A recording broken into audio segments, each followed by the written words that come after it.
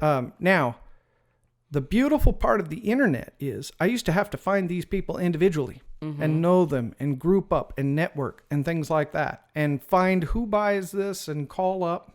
I'll tell you a really funny story that happened to me.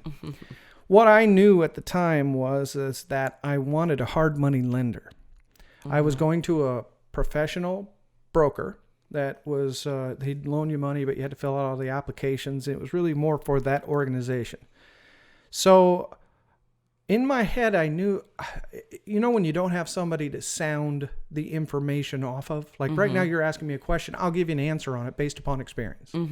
Okay, when you don't have that, it's like you're speaking into the closet all by yourself. You have to go figure that out. Yes. So I called stockbrokers, right? My dad used to tell me stockbrokers are the ones that have all the money. Okay. Wall Street, right? So I went to this, I called a stockbroker and I asked him, do you buy equity certificates? I don't even know what that is today. What I was trying to describe in my head was a deed of trust, a note in a deed of trust. Okay. And he said, what is that? What's an equity certificate? I said, it's like if you own a property and it has equity in there, you have someone that'll give you money for that equity. That's what I wanted to sell the equity in a couple of my rental properties. But I couldn't borrow in that position. And he said, you mean like a note and deed of trust? And I went, yeah, a note and deed of trust. Do you buy those? And he goes, no, but here's a number of somebody that does buy those. And it was the largest buyer of residential and commercial notes and deeds of trust in the country. And it gave me I just had to go out and look stupid in order to find the information that I wanted. That was it. Yeah. I don't know what his name is. I wouldn't spot him in a crowd. I didn't have to worry about ever meeting this person again because I was onto a thought process, but I had to get that answer.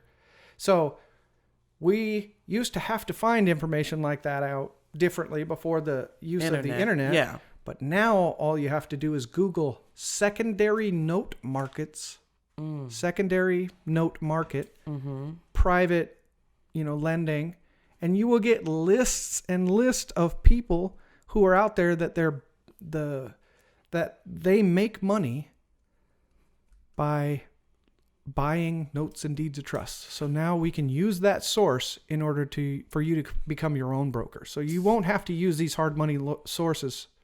You don't really need to do it today, but it's a process.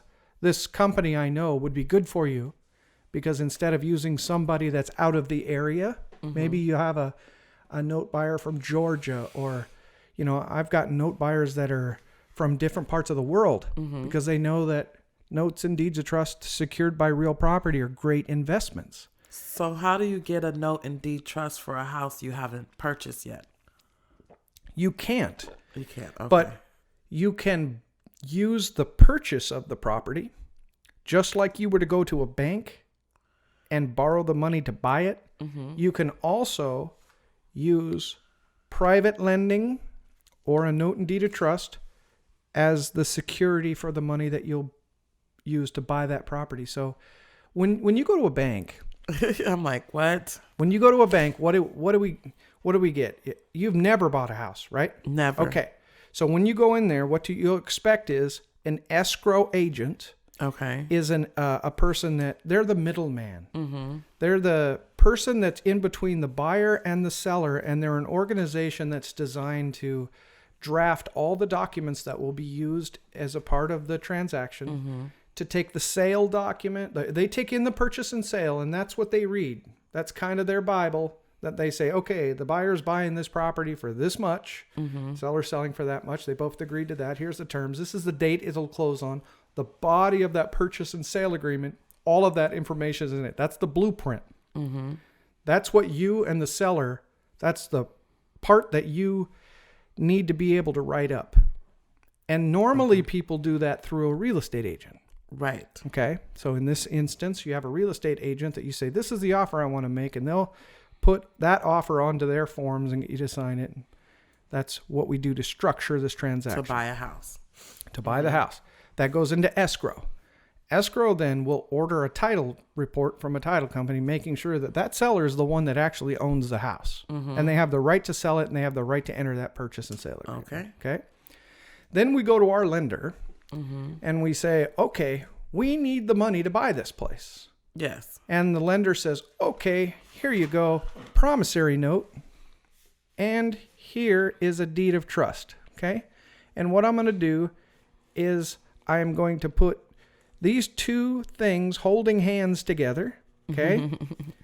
And together, we call that a mortgage. Different states have different rules. So different states have a mortgage document, but there are states like this state that are a note and a deed of trust state. And together we call that a mortgage. But that's a loan.